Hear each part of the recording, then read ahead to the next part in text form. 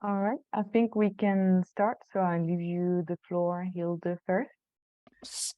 Okay, good morning, everyone. My name is Hilde Eggermond. I'm the chair and the coordinator of Biodiversa Plus.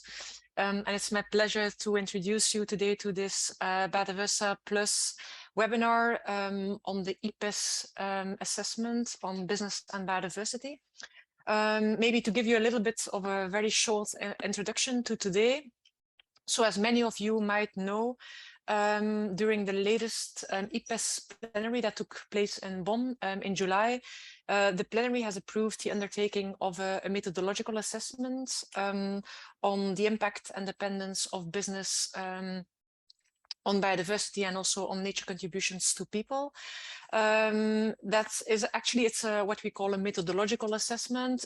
So it will focus on the methods for measuring the impact and the dependencies of business on biodiversity.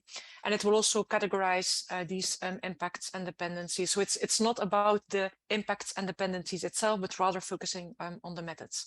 But that said, so the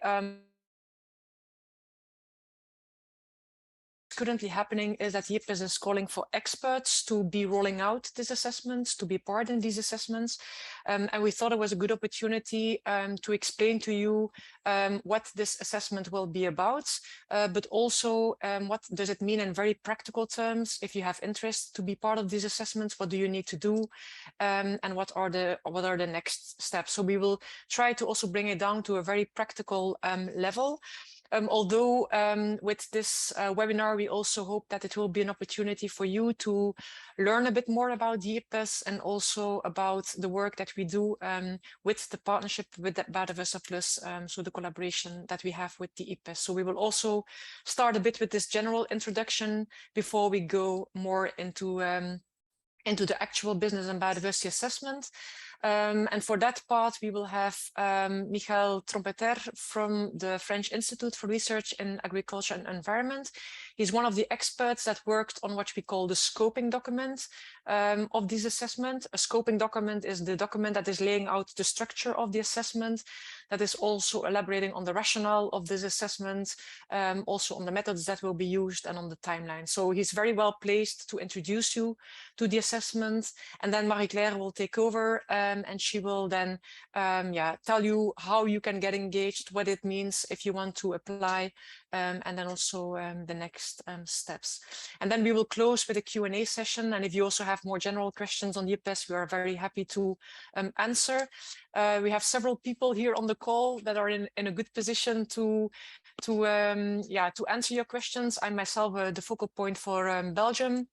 We have Frédéric Lemaitre, who is also heavily engaged in the technical support unit on knowledge generation. We have Marie-Claire, who was previously or is still in the technical support unit on the sustainable use assessment. And then we have other experts, also former MAP members I see with us. So I'm sure that we can address the questions that you have. So with this, I will hand over to Marie-Claire and she will give you a quick introduction to the IPBES. Yes, so also just want to say that all the slides and information, all the links that are on the slides will be on Biodiversa Plus website soon, and so you can have all the information available online later.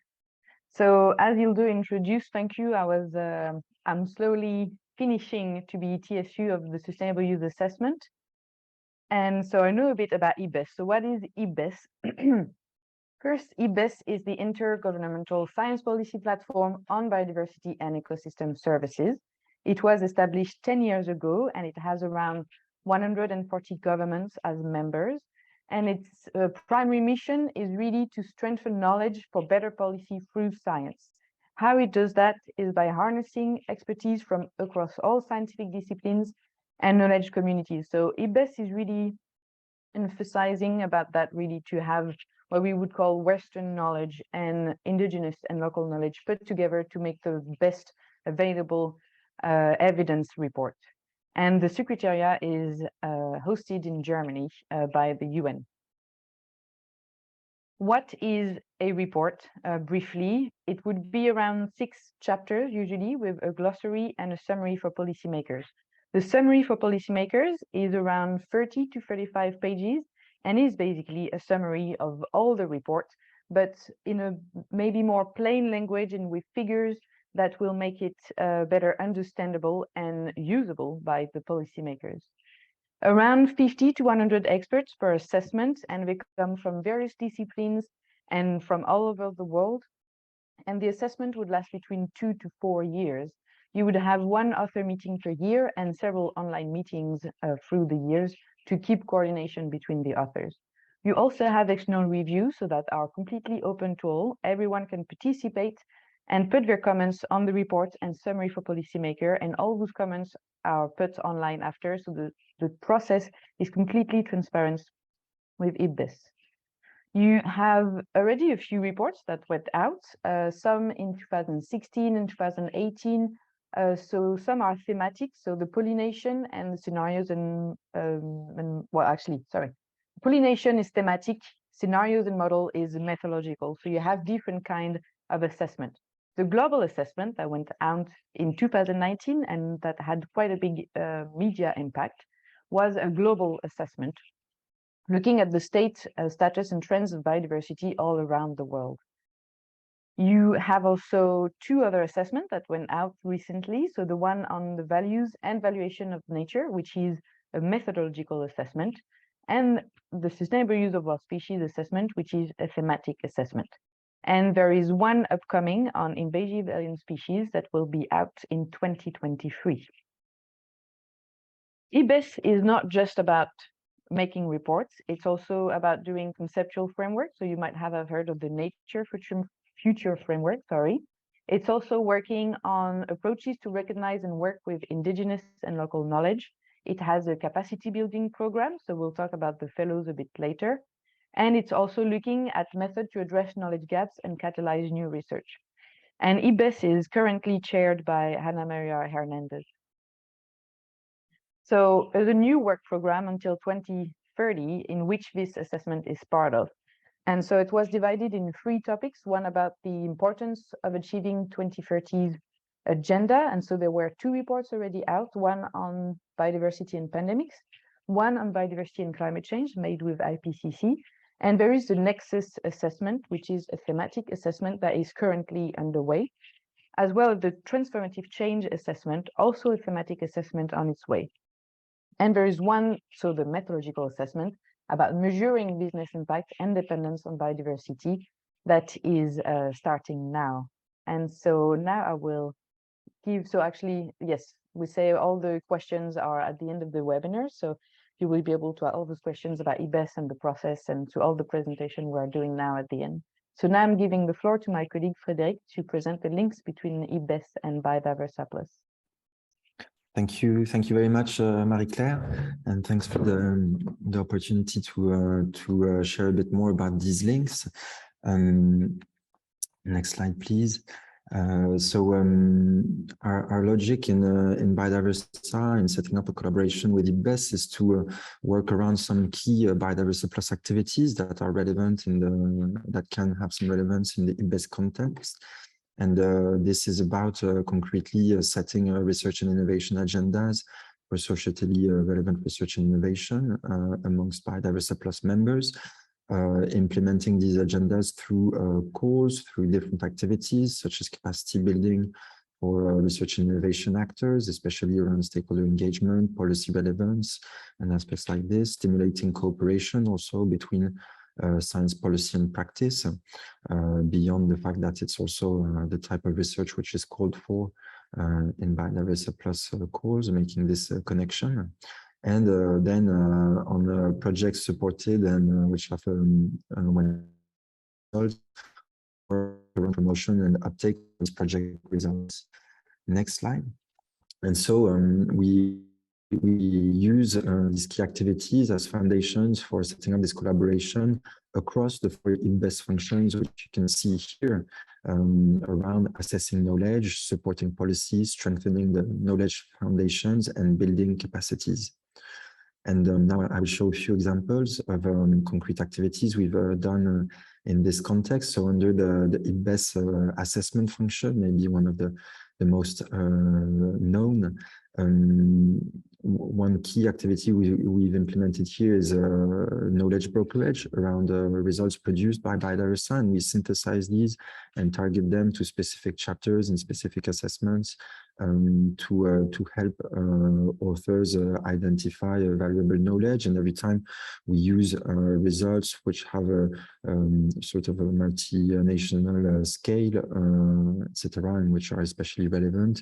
One example here is the work we've done for the Europe and Central Asia assessment some years ago, where it was quite successful. We had at least 11 projects from the time with results cited in the assessment. A success story also was taken up from one of our fact sheets, and we had been cited as an example on how to support the process by the technical support unit, which was very positive. Now on policy support, next slide, please. One example of activities we've done is around the scenarios and models assessment, and we have actually used this assessment, this methodological assessment, as a basis to develop a handbook around the use of biodiversity scenarios for decision making. It's intended both for researchers starting to engage on this topic, but also for people not from academia who want to get a better grasp and short introduction and information and further resources on the use of scenarios, what types of scenarios they can use in support of their decision-making processes, and some successful examples of doing so. Now, in terms of capacity building, next slide, yeah, thanks. We develop a number of tools for building capacities of research and innovation in engaging with society, policy, citizens. And you can see some examples here around the policy relevance, where we have done a guide giving keys to developing policy relevance of research projects. We have developed also one around citizen science with the key tools to implement this. We've used actually some of these guidance directly to support this IPBES function around capacity building. For instance, we had organized a training session on science policy interfacing for the IPBES fellowship programs a few years ago, based on the guide on policy relevance. And like you are witnessing today, we also organize webinars for scientists to stimulate interest and engagement in IPBES. One so relevant tool we're looking to develop in the coming year is also a guide around promoting the engagement of social sciences, of the natural and social sciences in research projects, which is also very relevant in this context. Next slide, please. For knowledge generation, it's the last, but it's actually one of the key functions, given the nature of Biodiversa Plus, and one of our key activities, which is about supporting new knowledge generation through programming and joint calls. You can see here, on the one hand, in terms of programmation, you have an arrow at the bottom with the topics of Biodiversa over the years, and you can see there's a clear close relation between IPBES products themes and the topics supported by Biodiversa Plus. These are developed, of course, with several inputs, including elements related to IPBES. And we also use these inputs to reference relevant assessments in the call text descriptions and integrate gaps identified in these assessments in our calls. And taking it a step further, next slide, please. We have, since 2019, we have been co-hosting the technical support unit on knowledge and data for new knowledge generation. And in practice, we've worked with this task force of IPBES directly to develop the process of identification of knowledge gaps in the assessments and promote their use by organizing dialogues with programmers and funders around these gaps and in all world regions. So this was building also on the successful track record of Biodiversa in engaging on this topic of new knowledge generation with IPBES. And you can see here the three-step process we've put in place, which I've described, and it's supporting the identification of knowledge gaps in assessments by the authors during the lifetime of the assessments. Then it's promoting the awareness and use of these gaps through dialogues. Of course, then there's a step external to us, which is the implementation of new research programs by these actors we've engaged. And the third step we engage on with the task force is following up on how this is taken up and how this in turn generates new knowledge to feed IPBES assessments. Okay, so that was in a snapshot, an overview of our collaboration across these four functions, and I hand over to Michel, maybe directly for your introduction to the business and biodiversity assessment. Thank you.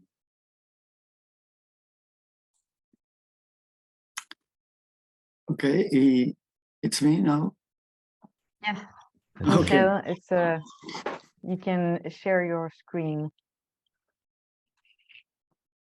I have no slides. Oh, but then perfect. I'll share again mine then. So hello. I'm very pleased to have the opportunity to share my experience with you. So let me introduce myself. I'm Michel Trometer. I'm an economist, director of research at INRAE, National Institute of Research in Agriculture and Environment in France. My speech is both to present my experience with the IPBES and to encourage you to apply for the Business and Biodiversity report. This is a continuation of the scoping report for a methodological assessment of the impact and dependence of business and biodiversity and nature's contribution to people. Personally, I prefer a more general term, to the society. I participated in the working group that drafted this scoping report. We were 40 experts and we met meeting by video conferences, which took place between 26 and 30 April 2021. Following the validation of the scoping report, a report will have to be drawn up in 3 years from January 2023 on methodological assessment of the impact on dependencies of business and biodiversity and nature's contribution to society. This will be a methodological report, and this term is very important. I will come back to this. So there is a call for experts from the scientific field as well as from the private sector and civil society, including, of course, the indigenous communities, which are not often enough talked about, especially when we talk about business and biodiversity. The scoping report was produced in several stages between the 40 experts who had been validated by the IPBES. We had plenary meetings, and then we were divided into thematic subgroups without having the choice of the term. This could seem frustrating at first, as the criteria for choice from the upstream leaders were not known. But was it that so bad? it all depends on what happened next. We were all reviewers of the final document. No one was excluded from the final scoring report review. Were all the remarks taken into account? I can't guarantee that, but I think so. Because the scoping and final report are not the result of a consensus. There are debates, scientific, but not only, also with private sector and society. There are divergences that may remain following the debates. There may therefore be divergent opinion in the report because science has links with the private sector and of course with the other actors. This is not a pejorative word, as I cannot name all of the different actors. Around this discussion, the art of discussion and refutations. It's then the politicians who will seek consensus on the basis of what scientific private actors, civil society, and therefore the report with all its representations that are so enriching. All that I have just told you is to make that you want to apply as an expert. No, you won't be restricting in your writing. So let's back to the expectation of the report.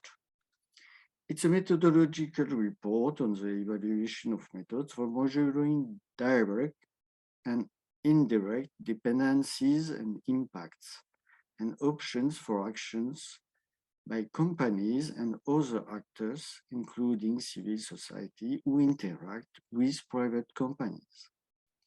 Economic leverage to engage businesses, including, of course, the financial sector, in their commitments to biodiversity and society. Understanding the dependencies and impact of businesses on biodiversity through the value chain, their performances and responsibilities. A better understanding of the role of innovation, technology development, and applications supporting the conservation and sustainable use of biodiversity and its interaction with society. So this assessment will consist of 6 chapters.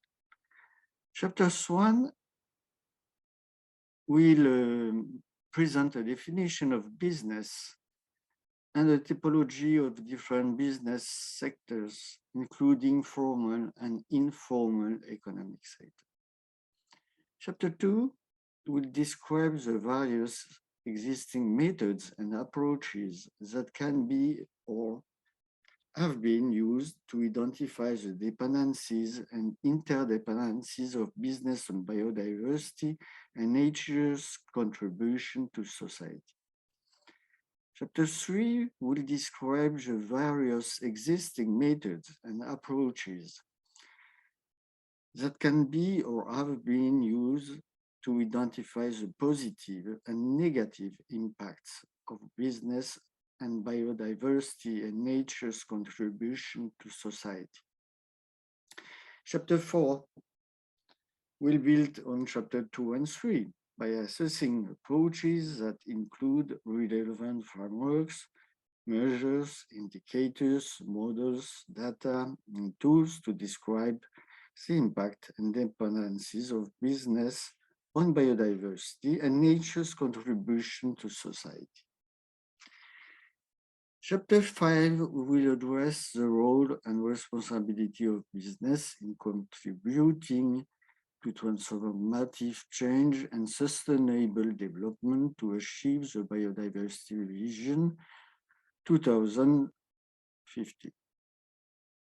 Chapter 6 will describe potential options for governments, the financial sector, civil society, indigenous people, local communities to use dependence and impact measures to promote and evaluate business actions and performance, and how the results of these approaches can be integrated into other aspects of sustainability, taking into account the motivation described in Chapter 5.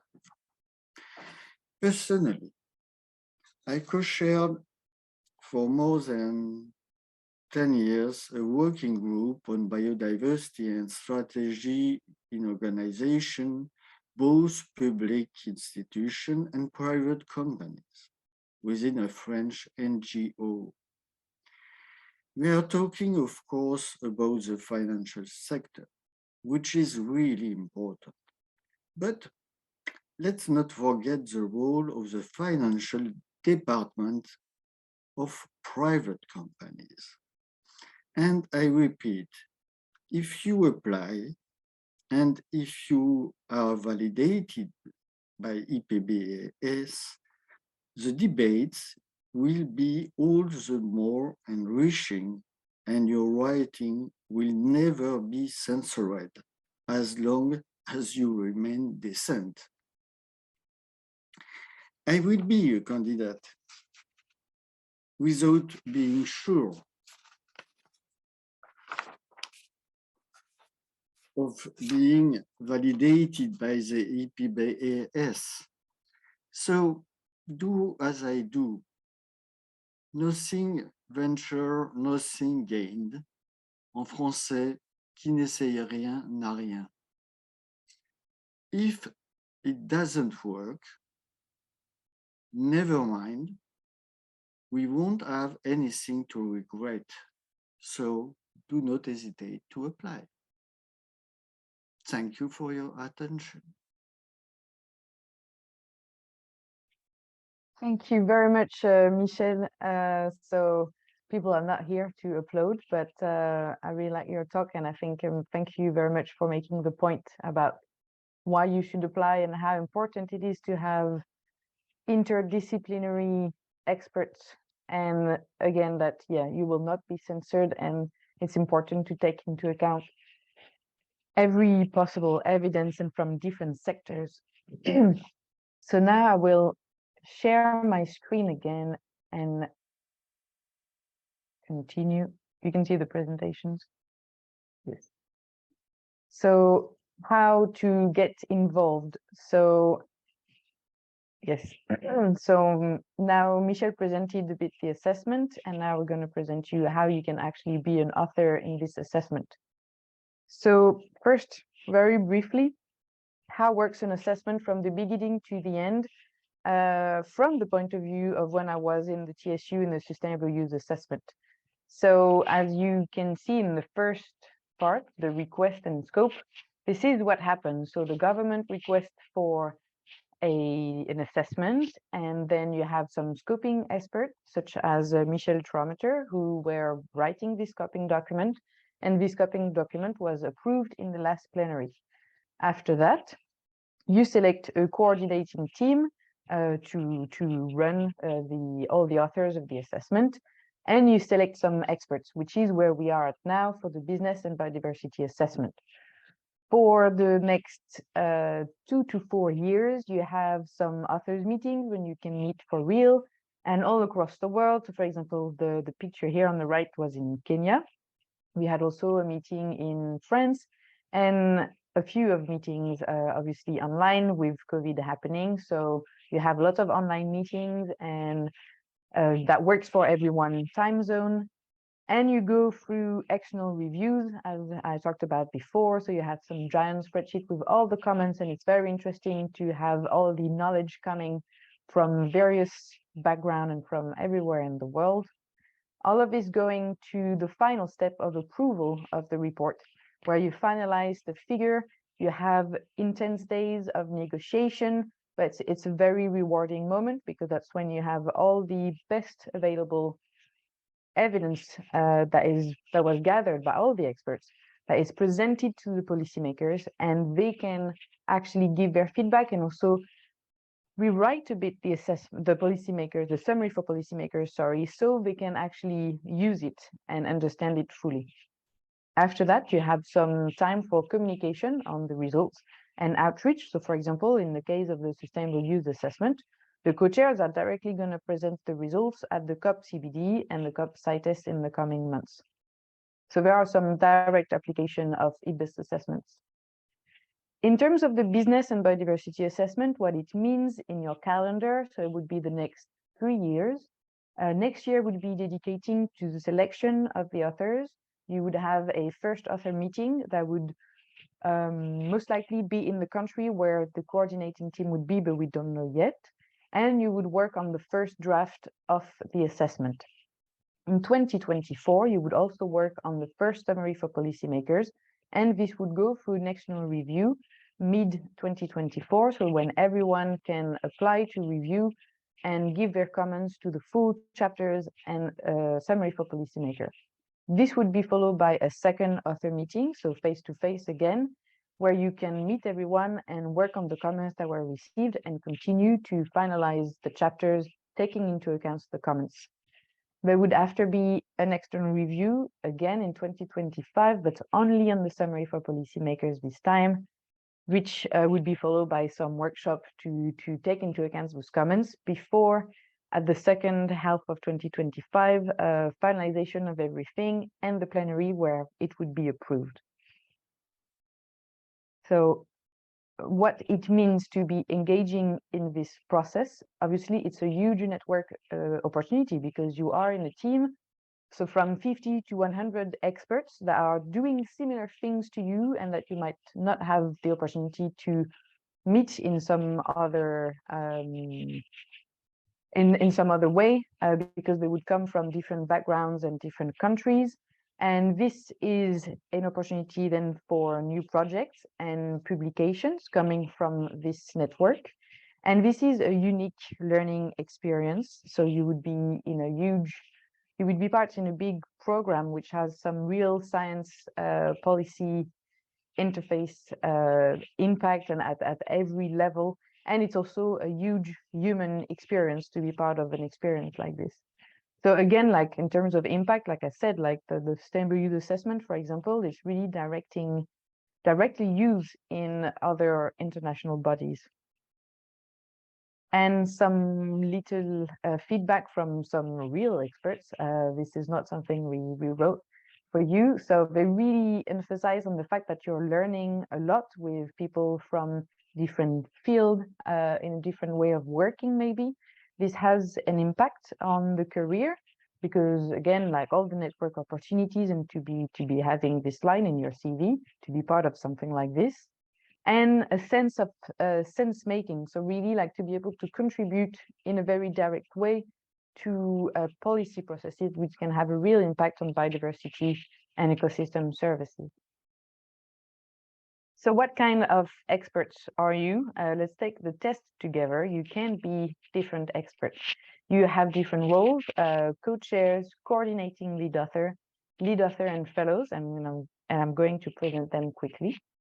So a co-chairs, usually you would have 2 to 3 per assessment, and these are senior experts.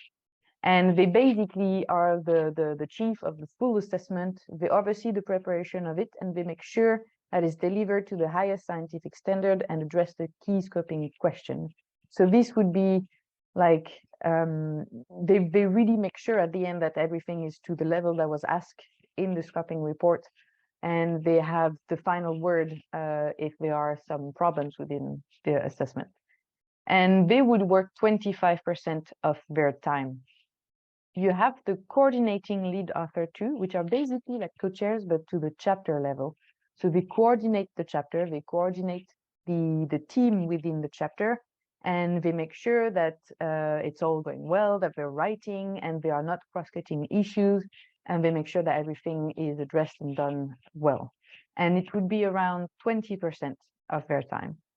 You also have the lead author. So that's basically an author that works in a chapter, and he basically look at the best available evidence based on scientific literature, but also gray literature. And it's around 15% of the time. You also have the fellows. The fellows are like lead authors, but they're part of a capacity building program. So it's usually from younger researchers, and you would have like some training and workshops. You also have a mentor within the team. So it's really more like to help young researchers to build their career. So you only have 2 per chapters, and that's also 15% of their time. And it's a different process of application for being a fellow, so I'll present it just after. 2 final roles. You have the reviews editor. So that's the people that basically check that all the comments received during external reviews are properly addressed and taken into account. And you have contributing author, which are authors that are being directly invited by the author of the assessment to just contribute to like 1 page or a figure or a box within the assessment. And so they don't go through the real nomination process. In terms of expertise, as also Mr. Traum just said, it's really looking for every expertise from everywhere: natural, social sciences, from accounting to ecology, finance to hydrology, and from multiple knowledge systems, in the sense that it's not just looking for researchers. You don't have a doctorate to apply, especially coming from the industry and finance sector. So it's really looking for every knowledge to make the best report possible. How it works now in terms of nomination and deadline and everything. So you have until the 1st of November to apply, which is coming quite quickly. And after that, you have your organization or national focal points, and I explain what it is after, to validate your nomination. And so you would be selected around January or February 2023. How to apply now? So you would go on IPBES website and log in if you have a user account already, or you would have to create one, but it's pretty straightforward and quick. And once you're in there, you would have to find how to apply and become an expert. So I'm going to quickly show you through that. So I'm on IPBES website. So it's not the most well-made website, let's say, but once you're in there, you get used to it. So you have different tabs, and you go in work program, assessing knowledge, and then you get on there and you have the business and biodiversity assessment. And you can see here on the left, you can apply to be an expert or a fellow. So I'm now on the expert page, and you're in there and you're a bit like, all right, where is it? But you actually have to scroll down quite a bit. Everything on IPBES website, you have to scroll down. And, you know, the basic things, so like your name, where you come from, and you just have to put a bit of your CV in there. So your education, your degrees, your employment history, your expertise. If you're a social natural scientist, a few publications, so you don't have to put them all, but like maybe the most significant, it's always good to have some. And you can put your CV, so we would be 3 to 5 pages, and a supporting statement, so like a few lines, which would act as a cover letter. And coming back to that, there you go. So yes, it's in English, which is also good to know. And it would then ask you to indicate which is going to be your nominating organization or government. So you would, if it's a government, so you can go on IPBES website, which is the national focal points, so you'll have the links after in the slides. And because sometimes in some countries, they have like an internal selection and validation process, especially when there are a lot of experts that apply. And so it's always good to check with them first if they have anything you should know about. And also if maybe they could endorse you, like if you know they're going to endorse you, and even maybe fund your travel, etc. So it's always good to get in contact with them first. And if you come from an organization, so like a private company, for example, you need to also check with them so you would put their name, and then they would receive an email so actually it's on this slide, they would receive an email and they would have to validate your nomination. After that, you would receive a final email to you saying, now you are in the process of application and you're going to be going through the selection process. The selection then is done by the multidisciplinary expert panel. So that's a group of around 20 researchers that work with IPBES to really like providing advice on scientific and technical aspects. And they will make sure that there is a good balance in geographical region, gender, and discipline in this assessment. So sometimes some people might not be selected, not because they're not good, it's just because there's maybe too many people having exactly the same expertise. And so it's important to have that in mind. And so if you would not be selected, it's always good to participate to the external review to make sure that your colleagues are writing up to what you think are your standards in the field.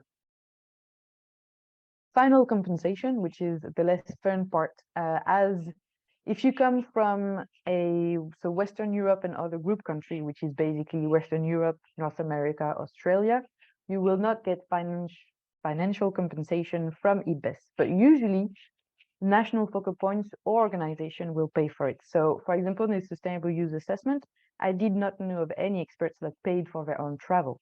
Their organization would pay for it because it's a good publicity for your organization, right? Like because there's their name in the report. And so they are happy to give some of your time on this report and to pay for your travel once a year to meet your colleagues on the assessment. And sometimes the government can also provide financial compensation. So that's good to check also before applying if that could be a problem for you. In conclusion for this report, so it's 3 years, you would have to give 10 to 25% of your time. So it's also good to inform your organization ahead, obviously, so they are not like asking you why you may not be working just on this right now. And to make sure that they also agree to give you this time for the next 3 years. And also to be mindful that it's going to depend, like, let's say good experts, we always like to work very hard just before the deadline. So you might have, it's not going to be 25% per week. It would be some weeks it would be 0, some weeks it might be 50. It's going to depend on the deadlines, obviously, and the work. So be mindful of that too. You would be requested to participate to 2 authors meeting face-to-face, so really traveling there to meet everyone. That's important. But the rest of the meetings will be online, and it would be around like once a month, depending on the chapters, might be 2 or once every 2 months. It will be depending on the work. Again, check with your organization or national focal points to possibly fund your travel ahead. And I really would like to finish emphasizing that it's a huge life experience. I see actually on the call, there's some people from Sustainable Use Assessment. I think we all agree that it's a really a human and incredible human experience to meet all these people. It's a huge career opportunities. You create collaboration. You really make friends for life, and I'm not joking. You participate to an international program which has a huge impact and at different level on researchers, stakeholders, policymakers. So it's really rewarding. You might think that you're giving your time for free, but it's really rewarding for you at a personal and professional level. So now we're going to take all your questions. So you can use the chat and so I can see one in the chat already. Please kindly advise on subnational government that are observer members at IPBES on the endorsements of nomination. So I think in that case, for the business and biodiversity assessment, because it's a very different assessment, observers could act as a nominating organization if you put them when you're going to apply, you will have to put the organization or the governments that you would be affiliated to, and you would put their name in it, and so they would be able to endorse your application for the assessment. I think it's right, Ilde. I don't know if you have anything more to say on this, but I see you nodding yes. Yeah, basically, if you indicate, you will always have to indicate to who you are affiliated. In the case, it's in many cases, it's the country indeed that will nominate you. So you just have to kind of mark it, and then they will get an automated email as soon as your application is submitted. For example, myself as focal point for Belgium, I receive the applications from experts. I then run an internal validation process within Belgium. And as soon as we endorse it as Belgium, it's kind of like pushing the button, writing a short rationale. Then the experts that submitted the file will also get an automated notification that, okay, indeed, your application is now at the IPBES level. It's together with all the other applications, and at that moment, it's no longer in the hands of the countries. Then it goes really into a bigger pool of experts, and there's the multidisciplinary expert panel at the IPBES level, going through all the applications and indeed selecting based on several types of balances. So it's quite straightforward. Maybe it sounds a bit detailed if you hear it now, but if you go into the system, as Marie-Claire showed, it's quite straightforward. You just need to upload your CV, write a bit of a rationale of why you think you would like to be engaged or why you think you have the right skills. Then you indicate also the level of engagement that you want to have, and then you just push the button, and then it follows a very fixed process. But I also agree that it's always good to get in touch with your focal point, because they can advise you whether or not travel expenses can be covered. Working time is, in many cases, I mean, it's less common that working time is covered, but that really depends on the country. But it's always good to know in advance, so that you don't have any unpleasant surprises down the road. So I think this answered your question, Sonny Gitu, but I see you raised your hand. So if that's okay, we'll take the other questions first, and you can ask your other question in the chat. I see a question from Arildo Diaz. If you have affiliation with a private company and also a public institution, like a university, how should we proceed when she needs the focal point for application? So if it's in the same country, easy, you choose the one your private company and public institution are in. And sometimes it can also be, actually, I didn't say that, the national focal points can be from the country you reside in, but also the one you are born in. So you have different options, and you can play on different levels to basically find the best solutions for you in terms of funding and support for your time.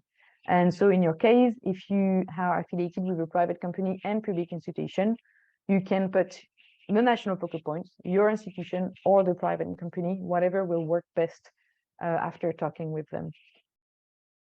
Where can we find the national focal points? So actually, I'm just going to put the links now in there too. So you can, I think everyone can see it. So the national focal points, you can find them all on IPBES website. It's pretty straightforward. You look for the different governments, and there are the contacts that you can directly contact. And they are all aware that this is a busy time because everyone is applying. So there will be, I expect there will be very responsive.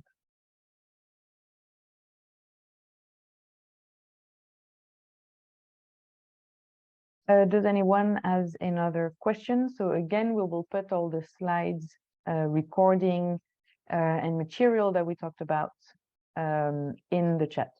What if there is no national focal points? Indeed, there are some countries with no national focal points with IPBES. So in that case, it would be your organization you should go towards to. So there are a few experts that are directly supported, and the application supported by organizations. So it can be your university or a private company. And so you would put their name and their contact when you apply, and they will receive an email saying you should support the application of this person, might have to create an account and validate your application. So this is completely possible to apply even with no national focal points. I'm an another question. I'm an early career researcher and would like to apply as contributing authors. I will be finishing my PhD soon and probably won't have an institutional affiliation by the time of application. So a contributing author does not need to apply. You have the different So I'll come back to the slides. You have different authors, which are co-chairs, coordinating lead authors, and fellows. And these are authors of the assessment. The contributing author are authors that are being asked by, let's say, the permanent author of the assessment to just write a paragraph or a little figure or a box. So these guys are being invited and don't apply. But if you want to be a fellow or a lead author, you can apply in the same way. So with the expert or fellow application on the website. And it's okay to have a change of affiliation during your time as an author of the assessment. And so you would just apply with the affiliation you are part of now, and it can change during during your life as an author. It's not a problem. So I would suggest to now apply with where you are doing your PhD, and then it will change. And if one day you do a postdoc or something else, then you'll just give your new affiliation to the team, and that's not a problem to change affiliation.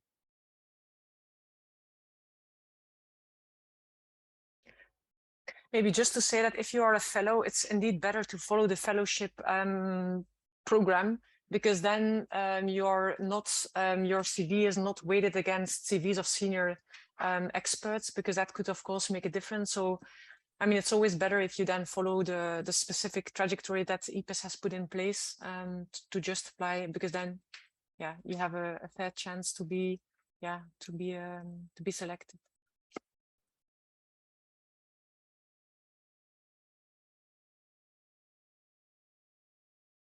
Any more questions?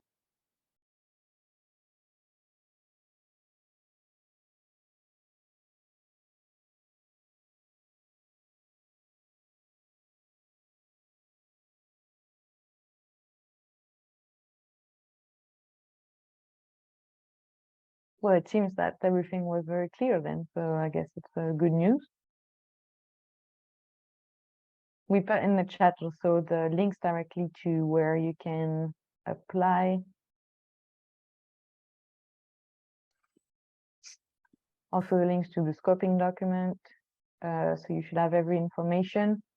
And you can come back here, but don't hesitate to, well, I'll put that now, but before the concluding words, but you can write to me anytime if you have any more questions by the end. So again, remember the deadline, 1st of November, so better to say 31st of October, and to really before contact your organization or national focal points if you're looking for financial support. And so yes, don't hesitate to contact me before. So I see no more questions.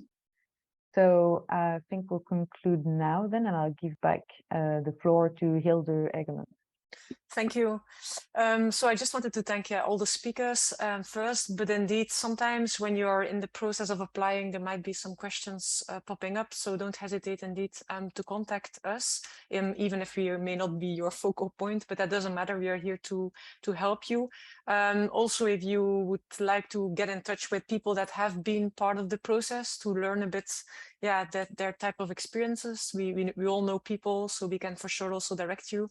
But I tend to agree that it's really a fantastic opportunity. All the people that I know that we have appointed also through the Belgian governments were very enthusiastic about the whole process. It's really also an opportunity to see like a science policy interface in practice, to see how your science is being taken up, and the negotiations that are happening in the plenary between the scientific community and the policy are very enriching. So I can only indeed, as was also mentioned by Michelle, just apply. You have nothing to lose, and if you're selected, it's really a very rewarding experience. So we hope that this webinar was useful, and we hope to see you again, maybe in one of the IPBES plenaries. But just let us know if you have any further questions. We are happy to help you. I see Michelle also would like to say a few words before we close this meeting.